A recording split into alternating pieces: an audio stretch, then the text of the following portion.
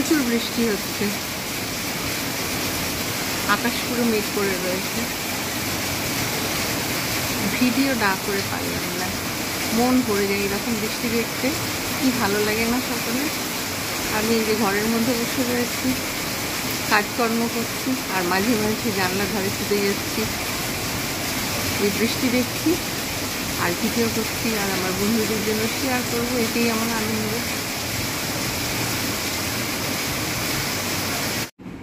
এখানে নিয়ে নিয়েছি মুসুর ডাল, এটাকে এখন প্রথমে সিদ্ধ বসিয়ে দেবো, ভালো করে ধুয়ে ফ্রাইং প্যানেই সিদ্ধ বসিয়ে দেবো। এটা সসপ্যান, এতেই সিদ্ধ বসিয়ে দেবো।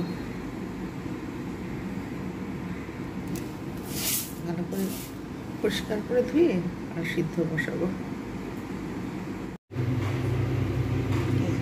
পরিমাণ মতো জল দিয়ে ডালটাকে সিদ্ধ বসিয়ে দিয়েছি। যতক্ষণ পর্যন্ত না পুরোপুরিভাবে সিদ্ধ হবে ততক্ষণ পর্যন্ত আমি কিন্তু অপেক্ষা করব।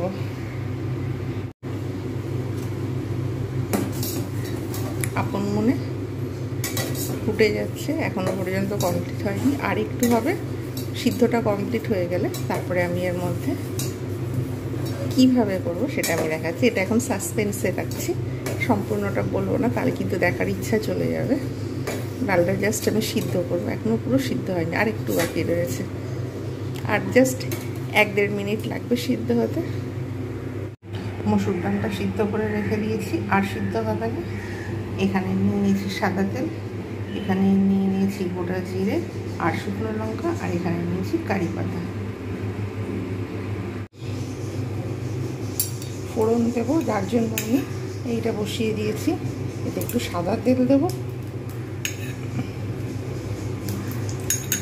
গরম হয়ে গেছে, হয়ে যাচ্ছে দেখে। এর মধ্যে গোটা জিরে শুকনো লঙ্কা ফোড়ন,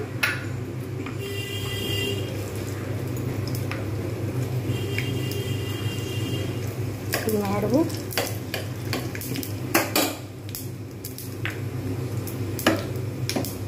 ভালোভাবে নাড়তে থাকবো। এইবারে এর মধ্যে দিয়ে দেবো কারি পাতাগুলো।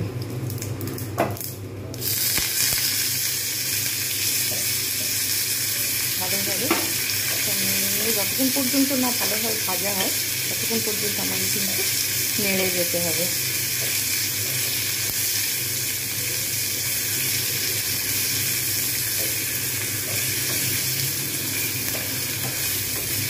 কারি পাতাগুলো ভালোভাবে ভাজা হলে তাহলে কিন্তু টেস্ট খুব সুন্দর হয়। এই জন্য আমি অপেক্ষা করবো কারি পাতাগুলো যাতে সুন্দরভাবে ভাজা হয়।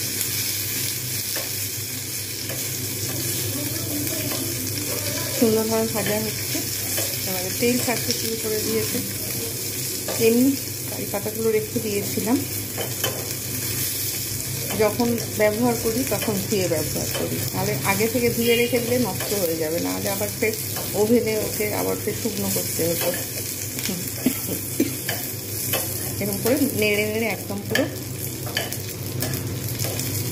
ভালোভাবে ভাজা করে নিতে হবে। কাশি শুরু হয়ে গেছে,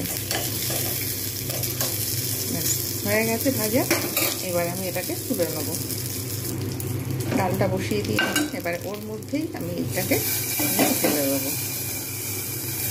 একটু জল দিয়ে এতে এটার মধ্যে ঢেলে ভালো করে ফোটাবো, যাতে সুন্দর একটা টেস্ট আসে। একটু অপেক্ষা করবো। এর মধ্যে দিয়ে দিয়েছি কারি পাতা, লঙ্কা, জিরে। এবারে এতে পরিমাণ মতো হলুদ দিয়ে দেবো আর লবণটা দিয়ে দেবো।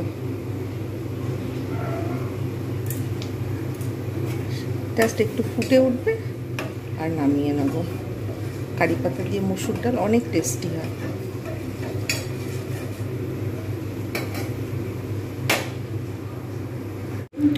ব্যাস ফুটে গেছে 2-3 মিনিটের মতো। এবার আমি এটাকে রেখে দেবো, আর ফুটানোর দরকার নেই, হয়ে গেছে কারি পাতা দিয়ে মসুর ডাল। তৈরি হয়ে গেল কারি পাতা দিয়ে মসুর ডাল। আপনারা এইভাবে বানান এবং এনজয় করুন, খুব ইজি মেথড। আর আমার চ্যানেলটাকে অবশ্যই লাইক, কমেন্ট, শেয়ার এবং সাবস্ক্রাইব করতে ভুলবেন না। এরপরে আরও একটা নতুন ভিডিও নিয়ে আপনাদের সামনে উপস্থিত হব। আপনারা সকলে ভালো থাকবেন, সুস্থ থাকবেন। আমার ভিডিও দেখার জন্য আপনাদের অজস্র ধন্যবাদ।